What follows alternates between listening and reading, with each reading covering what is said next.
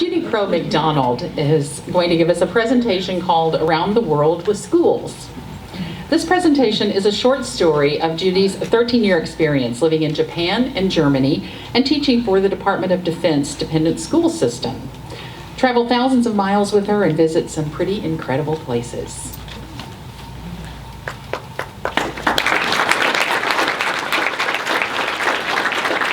Good evening.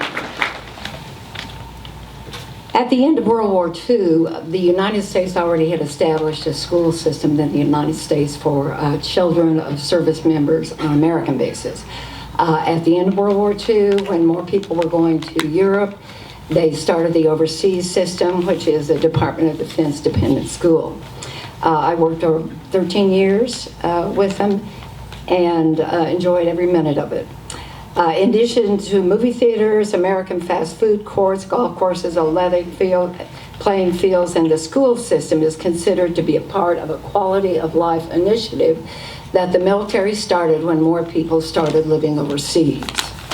Today, there are 14 countries that have DOD schools in them, 15,000 employees, and 74,000 children. One of the many benefits of that job is the housing allowance, and no, I did not live in that house across the river. It was good, but not that good. My house was on this side. This is a bridge across the river, and this is of an earlier time.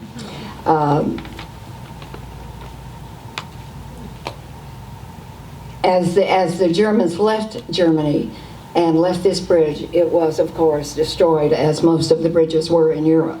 The engineers went to work and dragged everything out of the bottom of the river and created a bridge that was exactly like the first one. This is one of the booths from a Christmas market. The Germans love fest. This one is Weihnacht, or Christmas market. It's always an outdoor fest, and you'll see the parents hanging out at round tables drinking Glühwein, and the kids ice skating on a frozen over marketplace that's a skating rink. This fest is called Hexenfest, and my friends were good enough to volunteer me as the Hexen, or the witch, for this.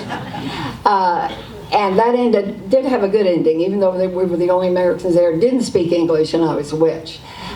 Travel in a truck took place mostly when we were going on antique junkets, which we did friendly and frequently. The three of us usually were the ones that went. Looking at the river here, it would make you think perhaps this is Venice. It's actually Bruges, Belgium. And an interesting thing about Belgium is that on the D-Day anniversary, a group of bike riders come from Normandy through Belgium, and as they ride through the Belgian towns, the grateful people of France and Belgium throw them candy, much the same way as the troops did as they came through the first time. This is a World War I battlefield from the Meuse-Argonne campaign, the last campaign of World War I. My dad was in this campaign. He was a 17-year-old boy, and as I told this to our tour guide, he said, well, your dad would have been running like crazy across that field with a mule and a spoonful of wire, laying the communications as everybody in the country was trying to shoot him down. Probably some champagne after that armistice was signed, and this is a wonderful antique tour through this cellar. Further south, we're going down now around Provence. This is an area called the Camargue. It's a wetlands. The horses there, the white horses, are a protected species in France. They also raise the cows there. Next to this billboard was a billboard of these cattle that had ribbons attached to their horns. Now, I don't know whether that's a bullfight or exactly what the French do with that, but I would not like to try to take the ribbons off those cows' horns. Carcassonne is a little bit north and west of that. There are almost 50 of these turrets in this walled city. It's the largest one I ever see.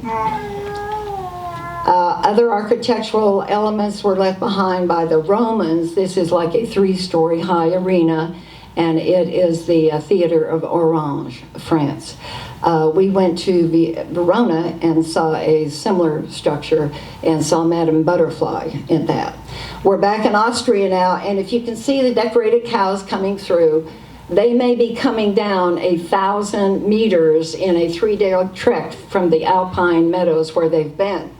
You see the guy in the white shirt reaching his hand out, he's grabbing schnapps. As they go by down the street, all the bars and all the restaurants give these guys schnapps, and at the end of the event, it's sort of a messy deal. Going out of Europe, leaving Virginia, this is a wooden escalator in London. And I'm told that during the war, the people used this particular spot as a shelter, and there was a big door, like a bank vault door, that closed it off. This is a Shinkansen now in Japan, the bullet train, and on it we are going to Kyoto. Kyoto is like the cultural and religious center of Japan, and it's still very much conservative and tied to the activities of the past. This is a Gion Matsuri down the main street of Kyoto. That big red activity going on in the background there is a float.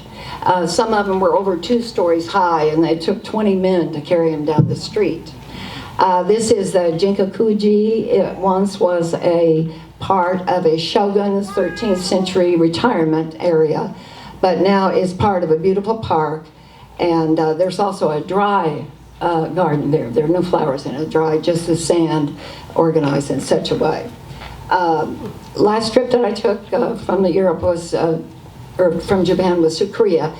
And when they closed off the border and separated the 2 Koreas, the Republic of Korea, South Korea, thousands of people came across. And these people lived in very meager beginnings, such as the one you see here.